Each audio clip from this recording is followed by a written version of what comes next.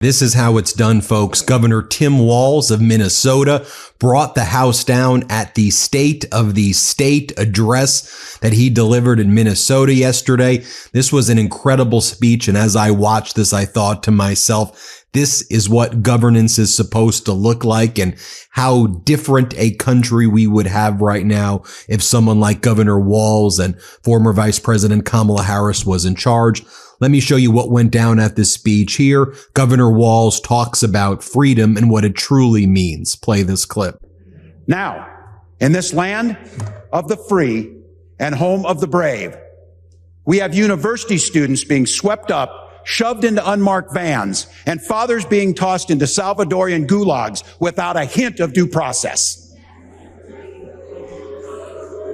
So I want to be real clear about this. If you say you love freedom, but you don't believe freedom is for everybody, then the thing you love isn't freedom, it's privilege.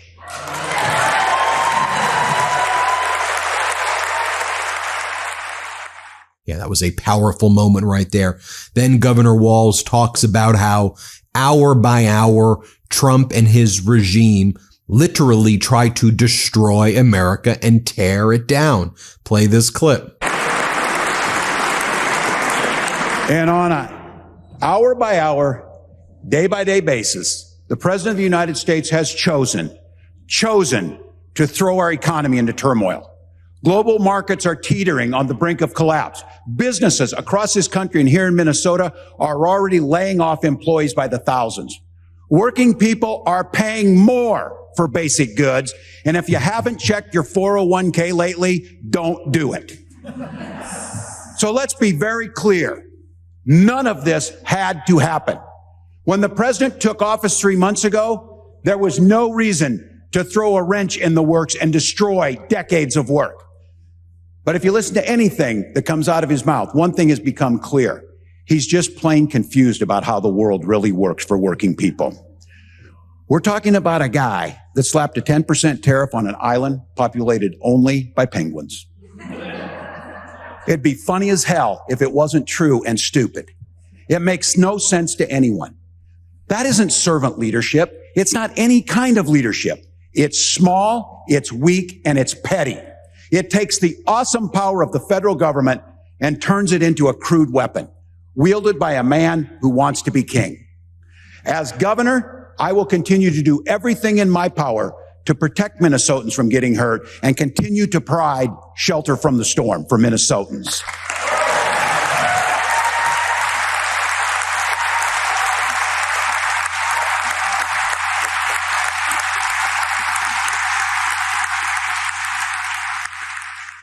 I think that's an important point there, that they are making a choice to throw our economy into turmoil. It didn't have to be this way.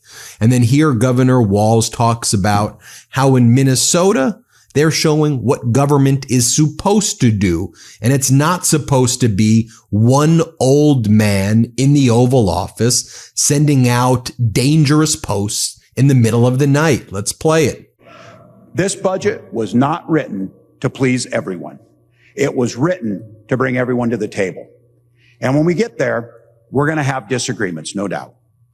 My progressive friends might have wished we were cutting a little less. My conservative friends might wish we were cutting a little bit more. My wife wishes that I would take the pay raise that was offered, but I turn it down. But this is how government's supposed to work. It's not supposed to be one old man sitting in the Oval Office sending out middle of the night tweets that shot markets into free fall. It's not supposed to be a bunch of 20-somethings unelected showing up at federal agencies and firing everyone. It's not supposed to be chaos and destruction. It's supposed to be good people elected by their neighbors with differing opinions coming together to negotiate in good faith. Let me show you what Governor Walz is fighting for in Minnesota. And when he says, look, Democrats, Republicans in Minnesota, we have our disagreements, but we are showing how you can actually work together and disagree at the same time and govern for the people. Watch this. Over the last 6 years, Minnesotans have been writing a story about what it means to govern like good neighbors, with decency, with common sense, but also with courage and ambition, and above all, an abiding commitment to making life a little bit better for the people we serve. I like to think we've proven the value of a strong Democratic Party, but also the importance of a strong Republican Party, willing to come to the table and contribute ideas in good faith. No matter what's happening in Washington, Republicans and Democrats have a record of working together here in Minnesota. The result? We can all be proud to live and serve in America's best place to raise a child.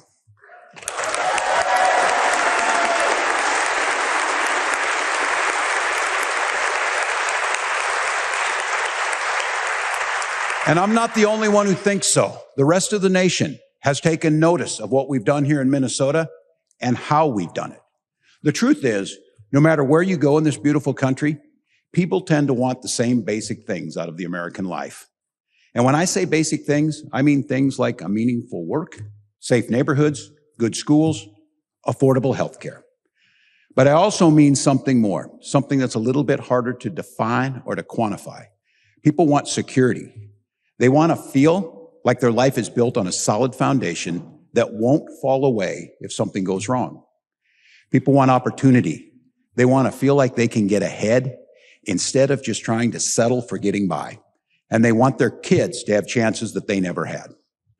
And maybe most of all, people want freedom to live their own lives the way they want to live them, even if it's not the way their neighbors would want to live their lives.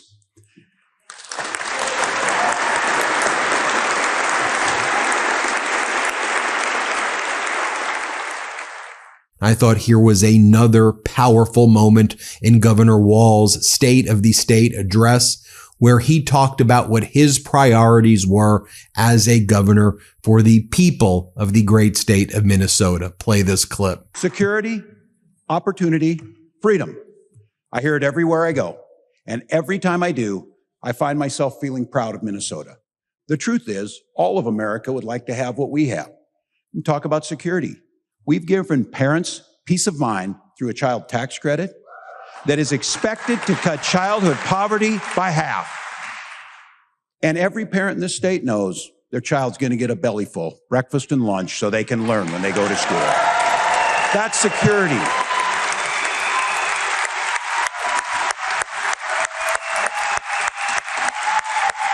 That's security.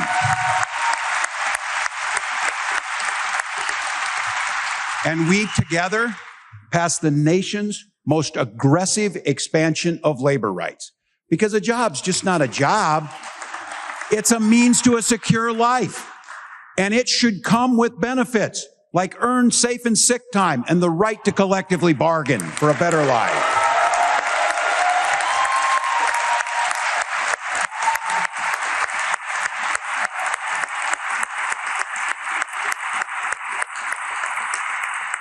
Financial security, job security, and we've invested collectively together time and hundreds of millions of dollars in fighting crime. And by the way, because of that work, crime is down across the state of Minnesota.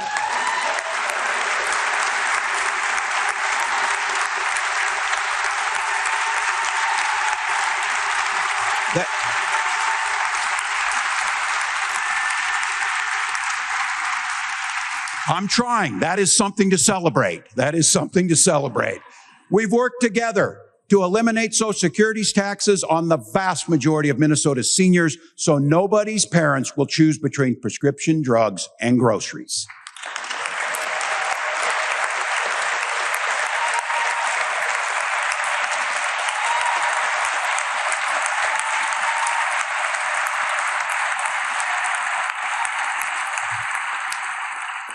Invested in cutting crime, cut taxes. Those are things to celebrate. And in just a few months, we'll have one of the nation's most generous family and medical leave policies, because no one should worry about losing their income while taking care of a loved one.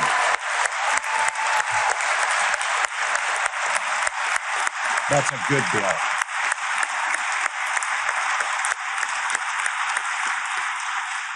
And when it comes to opportunity, we've passed unprecedented funding for public education, and we work in a bipartisan manner to make sure our kids actually get the benefits from that funding by enhancing our literacy programs together.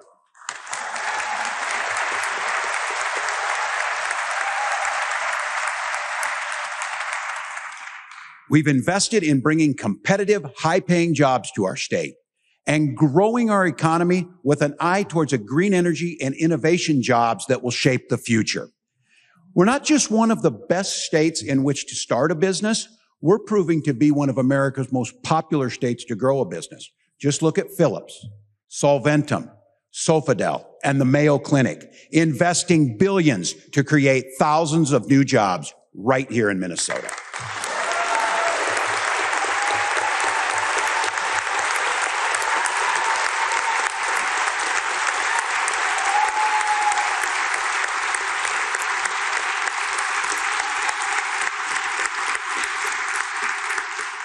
And let's talk about freedom.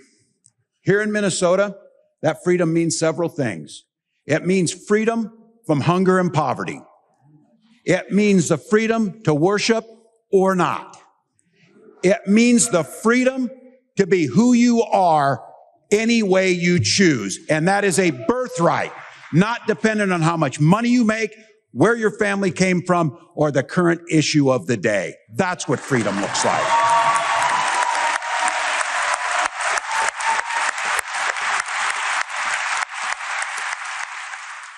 And folks, what an incredible speech. And I thought it was an incredible speech because it highlighted what government is supposed to be about. Uplifting, not punching down, helping people, not inflicting harm and cruelty on people the way the Trump regime is doing. I don't want corporate news to ever make you think that governance is this game between this party and that party. At the end of the day, it is about helping people, uplifting people, protecting people. And I think Governor Walz showcased it there in his State of the State address. An honor for us to be able to cover it for you here on the MeidasTouch Network.